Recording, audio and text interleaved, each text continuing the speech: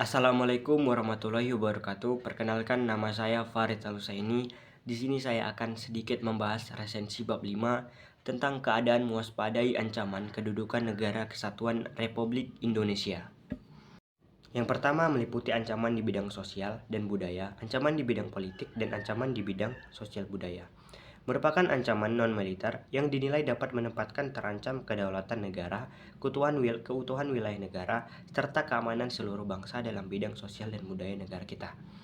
Ancaman jenis ini dibedakan menjadi dua jenis. Pertama, ancaman internal yang didorong oleh permasalahan seperti kemiskinan, ketidaktahuan, keterbelakangan, dan ketidakadilan.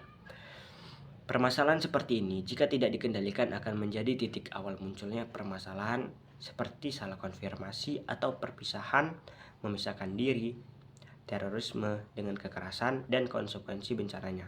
Tindakan manusia. Kedua, adanya ancaman dari timur luar akibat pengaruh negatif.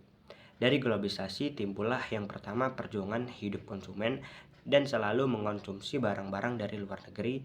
Yang kedua, contoh negara munculnya hedonisme, kenikmatan pribadi dianggap sebagai nilai hidup yang lebih tinggi, sehingga kesalahan yang sering terjadi mereka adalah manusia selain memaksakan diri untuk mencapai kepuasan dan kenikmatan meskipun melanggar aturan yang berlaku di masyarakat. Bebas. Dan yang ketiga adalah sikap egois, juga memandang orang lain seolah-olah tidak ada. Maksudnya misalnya menegur pengemis, ada 4 pengamen jalanan, dan seterusnya.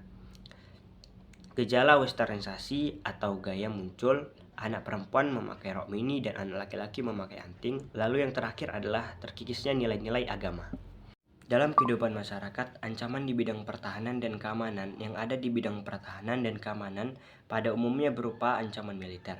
Ancaman militer adalah ancaman yang menggunakan kekuatan bersenjata dan organisasi yang dinilai mampu membahayakan kedaulatan negara, keutuhan wilayah, dan keamanan seluruh bangsa.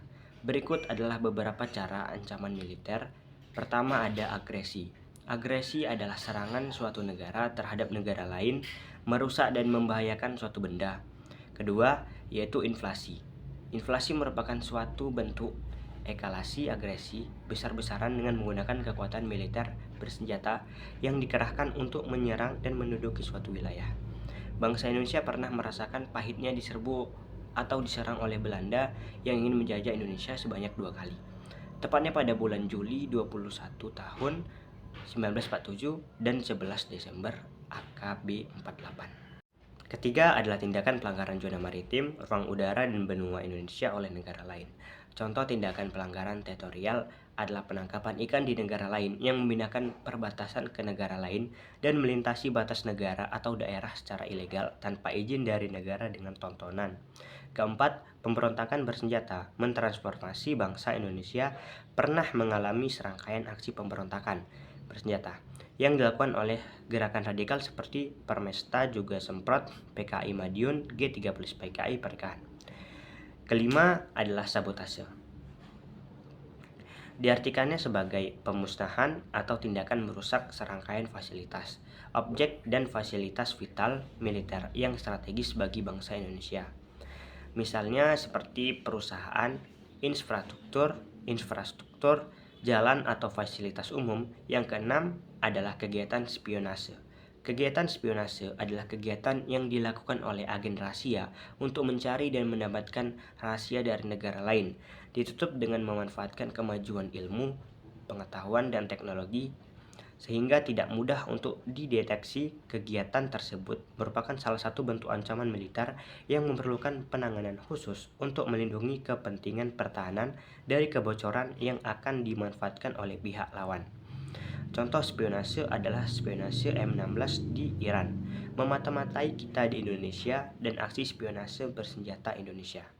Aksi terorisme bersenjata adalah salah satu bentuknya mengancam dengan kegiatan teroris keamanan bangsa, menebarkan rasa takut yang mendalam, juga menimbulkan korban tanpa mengenal rasa kemanusiaan. Tujuan dari aksi teroris bersenjata dapat terjadi pada siapa saja sehingga sulit untuk diprediksi dan ditangani dengan cara yang lazim. Misalnya aksi terorisme di Gereja Katedral Makassar. 28 gangguan keamanan di laut dan di udara merupakan salah satu bentuk ancaman militer yang mengganggu stabilitas keamanan regional nasional Indonesia.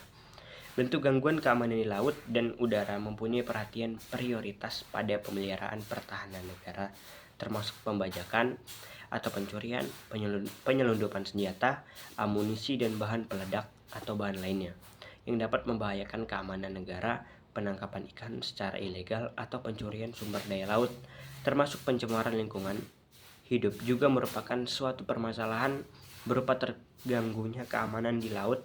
Strategi mengatasi ancaman di lapangan dari ideologi dan politik. Ada 4 hal yang selalu dikemukakan oleh globalisasi dalam bidang ideologi dan politik, yaitu demokratisasi, kebebasan, keterbukaan, dan hak asasi manusia. Keempat hal tersebut oleh negara-negara adidaya seperti Amerika Serikat dan sekutunya menjadi standar atau acuan bagi negara-negara lain yang tergolong sebagai negara berkembang. Negara yang tidak mengutamakan 4 akan dianggap musuh bersama atau teroris global. Juga diberikan sanksi yang menyebabkan munculnya kesengsaraan seperti konflik, kelaparan, dan perkelahian antar negara.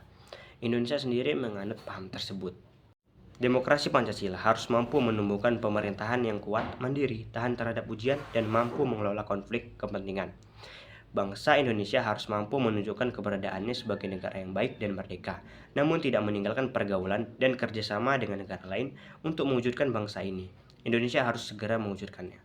Hal-hal berikut ini berkembang demokrasi politik. A. Diaktifkan masyarakat sipil di bidang politik. B. Melakukan reformasi kelembagaan politik untuk menjalankan fungsi dan perannya secara memadai dan benar. C. Memperkuat kepercayaan masyarakat dengan cara menegakkan pemerintahan yang bersih dan otoriter. D. Menjunjung tinggi supremasi hukum. Dan E. Memperkuat posisi Indonesia di kancah politik internasional. Hanya itu saja yang bisa saya bahas. Semoga apa yang saya sampaikan ini dapat memberi manfaat bagi kita semua. Mohon maaf apabila ada kesalahan. Terima kasih atas perhatiannya. Assalamualaikum warahmatullahi wabarakatuh. Sampai jumpa lagi.